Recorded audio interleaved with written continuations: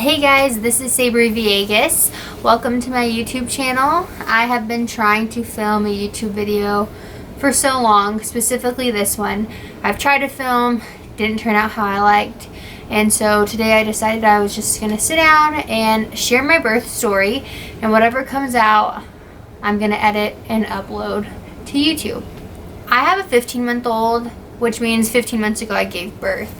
I decided to have a home birth simply because I just did some research and that's what I felt the most comfortable with. So this video is going to be my birth story about my home birth.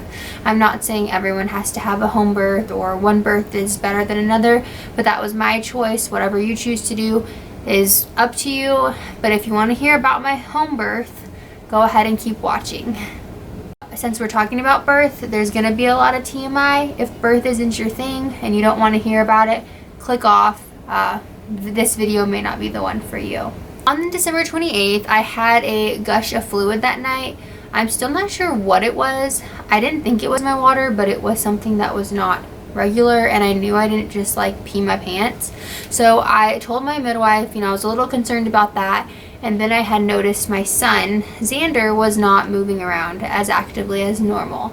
And so she told me she would come, and she came right away, like first thing in the morning. She checked heart tones, all that jazz, and everything was perfectly fine. It was my due date, so she said he should be coming, sometime soon. Pretty much just needed to wait for contractions or my water to break. So my midwife asked if I wanted to be checked to see if I was dilating. Up until that point in my pregnancy, I had never had a cervical check. So when she did check, I was already dilated to a 4. The following day, which was a Sunday, I decided I was going to try to drink the midwife's brew. My midwife okayed me to drink it. It does include castor oil, so a lot of people are cautious with it. A lot of people won't drink it, don't want to try it. But for me, it worked. And I didn't have any negative side effects or consequences as far as my birth. On the 29th, I drank the midwife's brew. And if you want to know more about what that is, I can totally make a video about it. And I did get crampy feeling, but I never had full-on contractions or anything new. So then the next day, which was 30th now, I decided I was going to drink the midwife's brew again.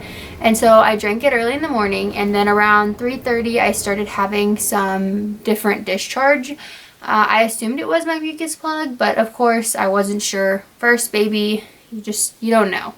So I'm going to say it was my mucus plug at that point. Where I live, it was really cold during that time, and so we couldn't go outside or really do anything. So I kept having my husband take me to Walmart, and I would just walk around Walmart. I just wanted to get my contractions going, and so I literally would just go in a square over all around the store. He was probably getting annoyed with me wanting to go to Walmart, but there was literally nowhere else to go. Still on the 30th, I was having contractions or crampy feelings all day. They weren't lasting a long period of time though. They were only lasting maybe a minute, and I was having them every few minutes. And so I wasn't sure if they were contractions. I wasn't sure if they were Braxton Hicks. I just knew I was feeling something and I was uncomfortable. And so my aunt is a labor and delivery nurse, and she happened to be off that evening. Well, I asked my aunt if she would come and check me to see if I was even progressing or what was going on with my body. I didn't want to call my midwife because she is about an hour and a half away. And so I just wanted to see, is this normal or what am I feeling? When my aunt came, she did check me and she told me I was dilated to a 5, but I was really almost a 6. I just was like right there, just not quite yet. And so that made me feel a lot better because I knew my body was doing some work. I just didn't know how long it was going to take. That night, my contractions were kind of picking up. They just still weren't lasting. They were lasting maybe like 30 seconds, and they were every 5-6 minutes. And so I did go ahead and let my midwife know. My husband and I were trying to count the contractions on an app on our phone, and the little app kept telling us, like, your contractions are really close, go to the hospital. And so I let my midwife know, and her and my doula arrived at my house at 1 in the morning, which was now New Year's Day. New Year's Day, my midwife got here like first thing in the morning, like literally 1 in the morning, and she checked me again, and this time I was at a 6 and I was 90% effaced, so everyone was kind of like, the baby is gonna come today. At that point my contractions were happening, but it wasn't horrible, and so they told me it was best to just go to sleep, and that's what I did. I came to my room, I went to sleep. I think they went to go eat IHOP or something, and me and my husband just stayed home. Before my birth, I had my mom, my aunt, my nana, which is my grandma, all at my house, and a photographer. And so my nana, just being the woman she is, she started making breakfast for everyone when it was time for everyone to get up. So I was eating like eggs and sausage and just really enjoying myself before things got too intense. By lunchtime, I was still having these contractions. They just were not consistent. My husband was playing Madden and watching Netflix, and I was just kind of roaming all over the house. I got on my exercise ball. We used this rebozo scarf thing to kind of like sift my belly. So I would literally get on all fours and they'd do this with the little scarf underneath to kind of, I guess, help with the pains I was feeling. At lunch, my midwife did check me, and like I said, I really wasn't progressing, but she did notice that my baby was facing up, which is not the way they're supposed to be facing. Since my son was facing up, I had to do a couple things to get him to move around, and those are called inversions. I used the rebozo, and then they also made me do inversions off the couch. So I had my knees on the couch and I had my arms like this. I would crawl down the couch and crawl back up to get him to move around. Somehow, after doing all these different positions, which they referred to them as spinning babies, he turned. My contractions still weren't picking up, and I was getting really uncomfortable because since Friday I had been having contractions. It was now Monday, and so my midwife told me, I can break your water whenever you're ready, just let me know. I had told myself and told my husband that at 7 o'clock I was gonna let my midwife break my water because the pain was getting pretty intense, but I wasn't dilating, I felt like. So I just felt stuck, and I wanted something to happen, and I wanted to meet my baby. So around like 5:15ish, I started having my bloody show, and then I also felt like I was leaking fluid. And so I asked my midwife to come and check me. When my midwife came over, she said that I was not leaking amniotic fluid. However, something kept coming out, and so I called over my doula, who was also helping as the birthing assistant. She swabbed me for amniotic fluid, and it turned out my water was breaking, but it was just like a leaky faucet, I guess. And so at that point I was sitting on the toilet because I was really unsure of what was going on. I hopped over into the bathtub, and then my water just broke. I felt so relieved when my water broke, and it wasn't even like that crazy like water balloon busting type of thing you hear or think about in the movies, but some water came out in the bathtub, and I was just ready that things were finally about to get started, or my contractions were really about to pick up. After my water broke, things got really intense. I had contractions that I had not had before, and they were lasting longer. At one point I just shut myself in my room with my husband, and I put on some music, just all different kinds of music, and I was just listening, jamming out, doing my own thing. He was laying next to me. I was standing up by the edge of the bed, really just trying to keep my mind focused that the contractions were going to come, and then they were going to leave, and everything was going to be okay. Funny part about my birth is when they were filling up the tub, my husband thought it would be a nice idea to light the fireplace, which at the time was really sweet of him. He went to light the fireplace, but our vent was closed, and so my house started filling up with smoke, and my fire alarm went off. We had to open all the doors, and it's winter, so it's cold, and then everyone was getting frying pans or cookie sheets and like fanning out all the smoke, trying to get it out, and that also just kind of took my mind off what was happening for a couple minutes. In my birthing pool, which was set up in my living room, it was very calming.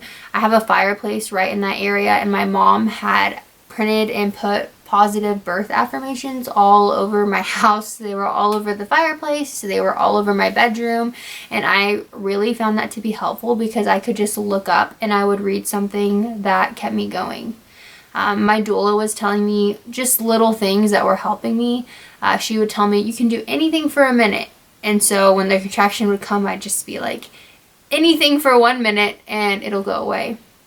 My doula also gave me tips like keeping my shoulders relaxed, opening my mouth and my jaw, not clenching any of my muscles, you know, that way I wasn't clenching down there anywhere. It did pick up. And so there were times where I would literally be in the water, Martin would be standing outside, and I would grab his hands like this and just bear down. I'm not sure why I was doing that, but it really relieved the pain. But I knew his hands were like getting so tired because I was like literally just clenching away, putting all my weight, you know, down. But he was a trooper and he helped me with whatever I needed. So contractions really picked up after a while, and so I came back into my bedroom. I didn't want to be in the water anymore, and I was kind of pacing around and had to go from the bathroom to my bed, bathroom to my bed. And I guess I kept going to the bathroom because I just felt all this pressure, and I mean, something's going to come out of your body. I wasn't sure if I needed to use the bathroom or if it was something else, and better safe than sorry. It was around 8:55-ish when I finally had my midwife check me again because I knew something was happening. And I had also asked them to start filling up the birthing pool again because I wanted to get back in the water. And so when my midwife came and checked me, she said I was an 8 and that, you know, things were really progressing at that point and that I was not getting in the pool, and that the baby was going to be coming pretty soon. And so I actually was on the floor in front of my bed. I kept flopping around my bed, and I just remember they were kind of just following me. Like everywhere I went, everyone was following me, and somehow, one way or another, I ended up between my bed and the bathroom, which was my floor. So from that point of being on the floor, I actually ended up on all fours, basically like a dog. And my midwife told me I was going to have to start pushing, or my body was getting ready to push. And so for whatever reason, my son didn't want to come out, and I was kind of getting frustrated because I was on the floor. Like my elbows were in the carpet, my knees were in the carpet. It really wasn't comfortable, but I wasn't focused on that. I was more focused on the contractions. It turned out Zander had an anterior lip, which means my cervix was caught on a part of his body. It ended up being his hand. When my son was born, he was like this and he had his hand on his face, and so my cervix was getting caught right here.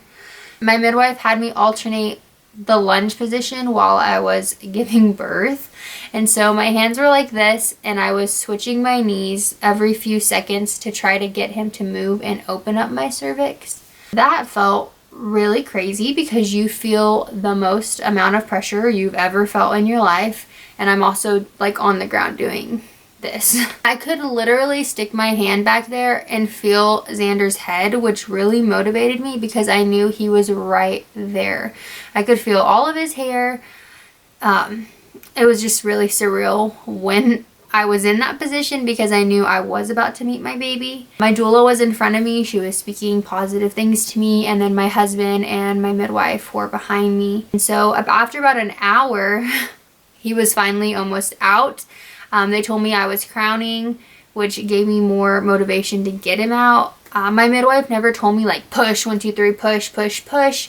She would just tell me breathe, bear down a little bit, breathe, you know, he's coming out. When I was doing those lunges, she would talk me through those. We were really just trying to get that, you know, my cervix over his hand. After pushing and bearing down, my son was born. My husband caught him.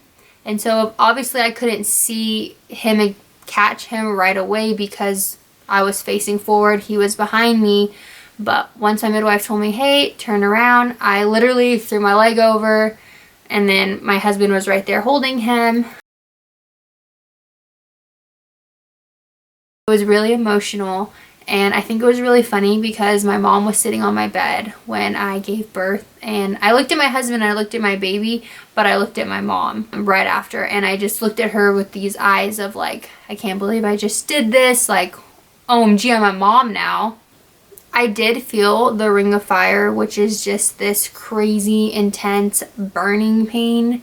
But literally as soon as I felt it, it lasted for a couple of seconds and his head was out, then his shoulders, everything else went with him, and he was here. It was really just a euphoric feeling of seeing my son, especially in my husband's arms.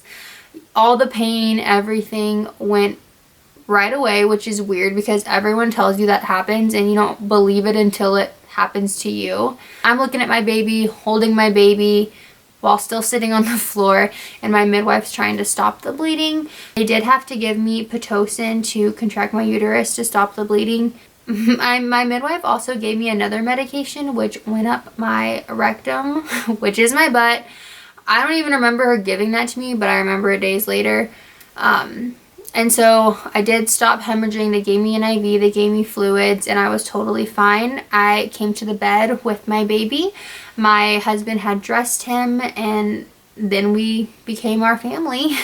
My stepdaughter came in and she actually cut the umbilical cord. So that was just kind of neat, and she's always going to remember she did that. As far as having a natural birth at my home, I really enjoyed it. It is something I intend to do again.